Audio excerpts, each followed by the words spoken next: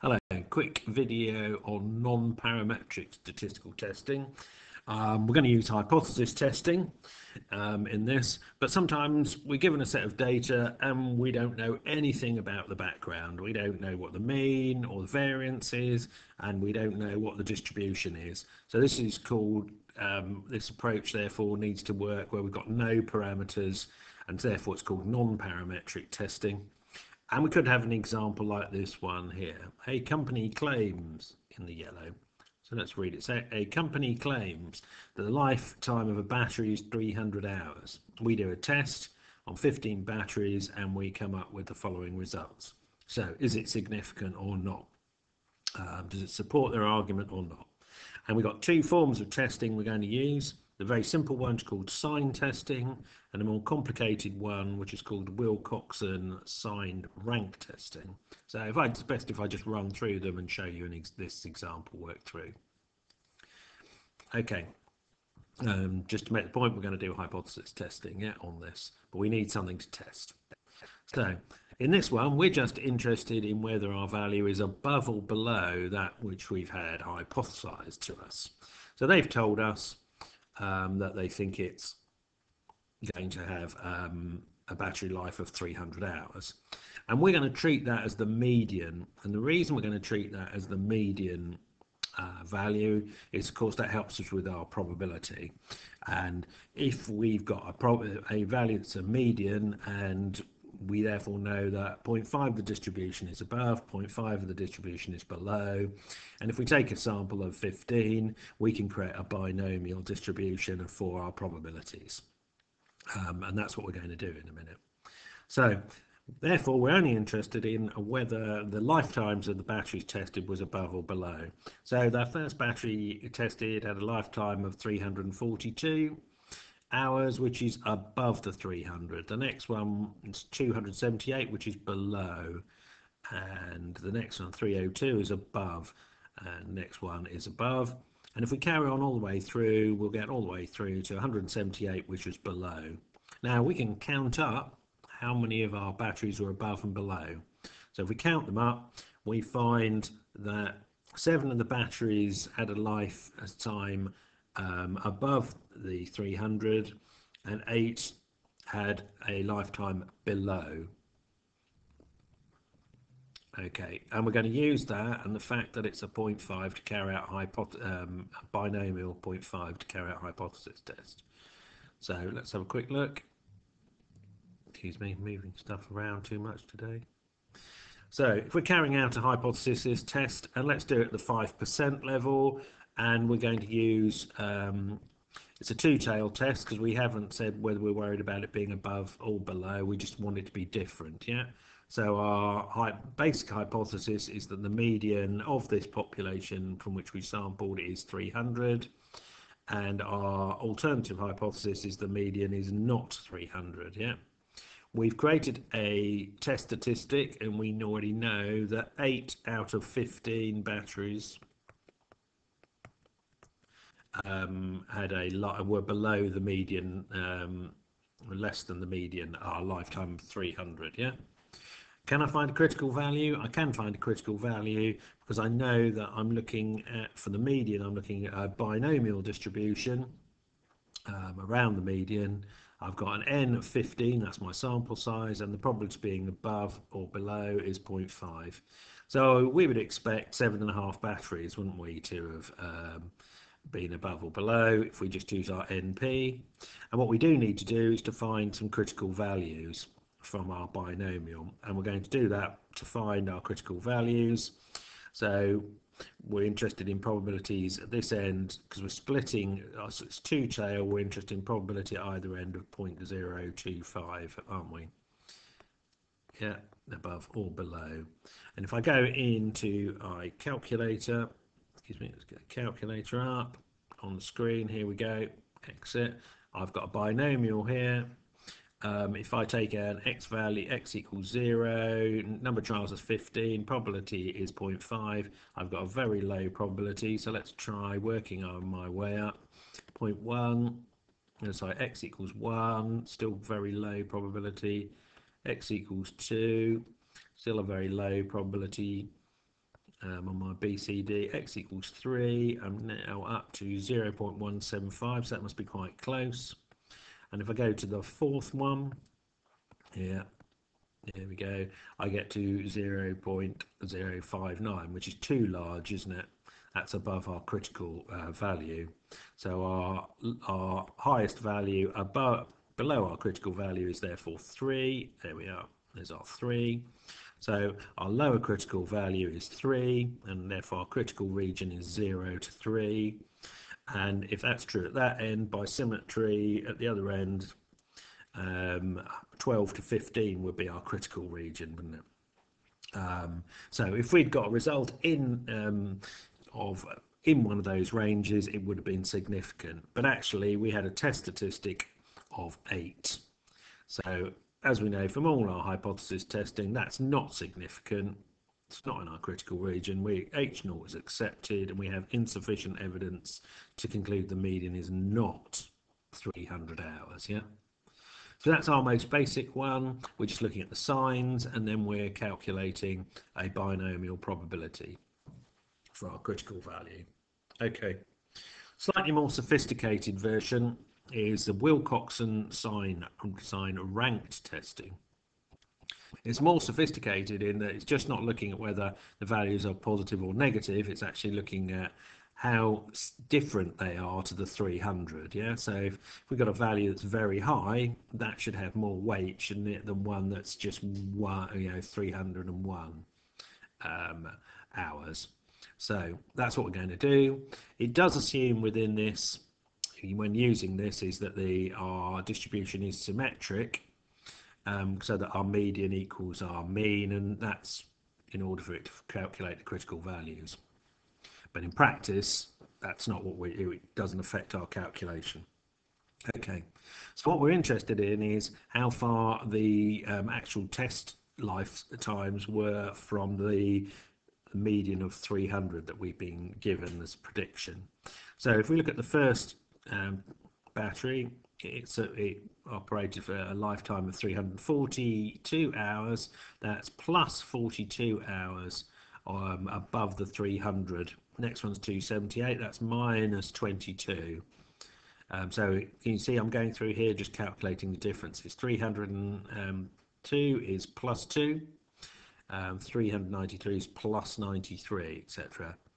Okay, so I'm going to go through all the way through. You go through that to our last one, 178, which is minus 122 compared to the 300. Yeah, so that's the first part of what we're up to. Our next step is to rank these values for their distance and their difference from the 300. So we start by looking for the one that's nearest to 300, and if we have a look, we find that 302 is the one because it's only plus 2 away from the 300. So I'm going to rank that as number 1 because that's my closest. Then I'm going to move on and find the one that's next closest. Well, that's 306 because that's plus 6, so I'm going to rank that number 2. 289 is minus 11. It's only 11 away, so that I'm going to rank that 3. Remember, it doesn't matter about the sign, it just matters about the difference. And 312 is 12 away, so I'm going to rank that number 4. And I can carry on all the way through until I get to 178, which is minus 122, and I'm going to rank that as number 15. Yeah, so those are my rankings, and as you can imagine, we're just ranking them 1 to 15 if they're all different values. There we go. Now, what Wilcoxon does is it then says, well, is there a bias in those rankings towards the positive or the negative? And in order to do that, it adds them up. So we add up all of the rankings for positive divergences. So looking at our first one here, we can see that's a positive divergence. It's got a ranking of 8. So I'm going to take that ranking and I'm going to add it to the next one that's positive. There's our plus 2 here. That's got a ranking of 1. So I'm going to add those two together and I get 9. My next one, positive 1, divergency's got a ranking of 12, so I add 12 to that. So I've now got 9 plus 12 is 21.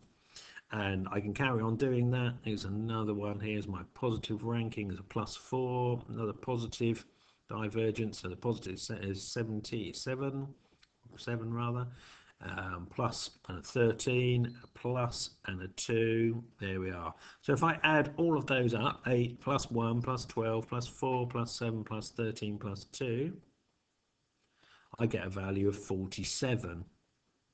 Yep. And I can do the same thing with my negatives. So if I go through now, I could add up all my negatives rankings, and 2, 6, 3, 9, 11, 10, 14 and 15, and I would get a value of 73. Always worth checking if you're doing this by hand that these two, we've done our calculations correctly. If we add those two values up, 47 and 73, we get 120.